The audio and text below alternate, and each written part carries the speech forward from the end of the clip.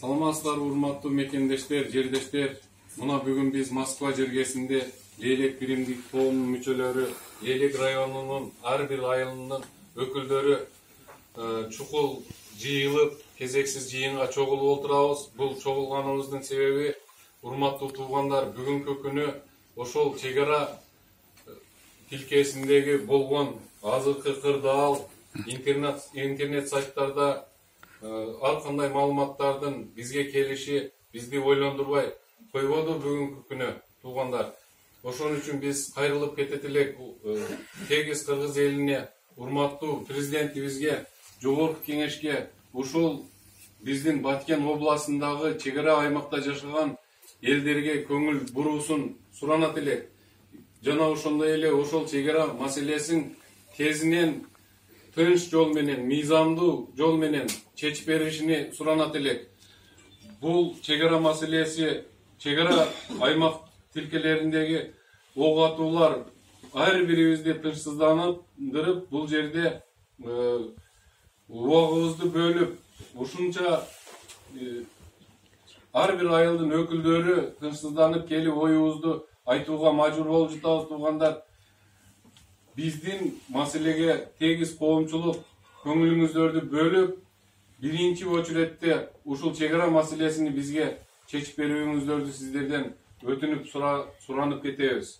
Ошондой эле бул жыйынга келген биздин Лейлек биримдик коомунун жаштарынын атынан, ошол эле ошондой кызматтарда аркалап иштеп жүргөн атуулдарыбыз өз ой пикирлерин айтса, ушул ой пикирлерге сиздердин көңүлүңүздөрдү буруп кетсек.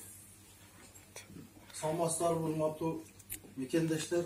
Мен биринчиден кайрыларым биздин урматтуу президентибизге жана жогорку кеңештин депутаттарына, чек ара кызматынын башчысы полковник Шершеевке, мурдагы чек ара кызматкерлер катары сүйлөп кеткендей, прапорщик Муминов Раушан айткан өткөн жаткан жер жаннаттан болсун, юбилейсине терең көңүл айтабыз.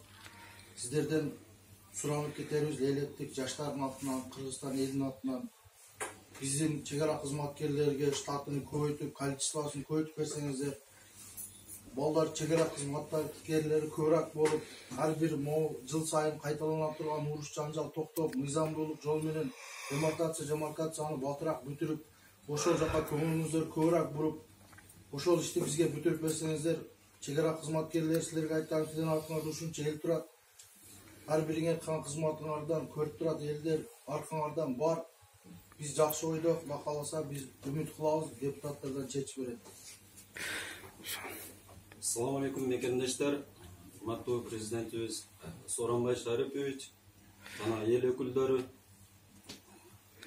коргоо кеңешинин жетекчиси, чек ара кызматынын башчысы, коргоо министри, сиздерге Лейлек элинин атынан кайрылуу жасоону туура деп таптык. Буга себеп Лейлек районунун Кулунда айыл өкмөтүнүн максат айылында бүгүнкү болгон чек арадагы Тажик өлкөсү менен болгон чыр себеп.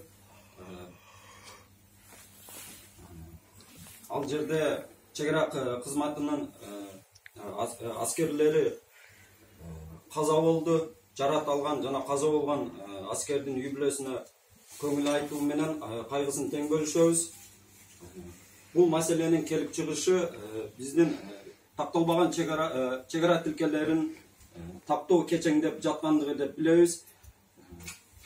Баткен районунун Аксай айылында Тажик тараптан Лейлек районунун Исфана-Ош мамлекеттик деңгээлдеги жолдун жабылышы себеп, ошондой эле Кулунда айыл өкмөтүнүн максат айылындагы Жаңы-Жер айыл өкмөтүнүн арка комиттеринин центральный айылында болуп аткан окуяларга бардык жогорку чиндердин көңүлүн буруп кетүүнү каалайбыз. Ошондой эле кайдыгер эмес кыргызстандык жарандарды өз позициясын билдирүүнү суранып кетебиз. Урматтуу туугандар, биз ушул кайрылуу менен бирге ушул элибизди сабырдуулукка чакырабыз. Биздин улуу президентибизден, жогорку кеңештен биз суранат элек, талап кылат элек, ушул маселени тынч жол менен, мыйзамдуу жол менен батынан чечип берсеңиздер, ушундай иштер кайра кайталанбаса, элибиз тынчтыкта жашаса, ошол жерде каттамдар убагында болуп, элге эч кандай тоскоолдуктар болбосо, ушундай жаман маалыматтар соц тармактардан келбесе деген ойдо биз чогулуп жатабыз. Урматтуу туугандар, биздин кайрылуубуз ушул жерде эле калып кетпесе керек. Биз сиздерден суранабыз, ушул биздин кайрылууга көңүл буруп, ушул маселени тезинен чечип беришиңиздерди дагы бир жолу элейлеп, элинин ушул Москвада эмгектенип жүргөн жамаатынын атынан, жаштардын атынан, убактылуу жүргөн мекендештерибиздин атынан сиздерден суранып кетебиз. Көңүл бурганыңыздар үчүн рахмат туугандар.